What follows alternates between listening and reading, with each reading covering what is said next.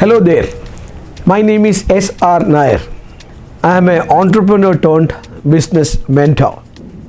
I work with many industries in guiding the people to sustain their organizations and grow.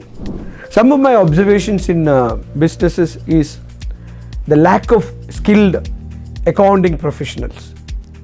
Today, if you really look at the scenario that is in India, more than 1 million students get passed out in accounting professions in undergraduate courses such as BCom, BBA, etc. They come out. How many percent of students out of this are getting employed? This is something very interesting. The industry statistics show that the percentage of people who get an employment after passing through this undergraduate program is less than 10%. That means there is a heavy gap in terms of these students coming and joining industry. And after joining the industry, are they able to make a sustainable career is another question that we need to ask. Fundamentally, we saw a difference between or a gap between what is needed by the industry and what is provided to the industry.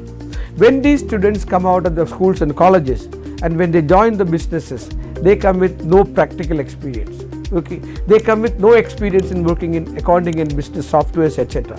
And this makes life difficult for them.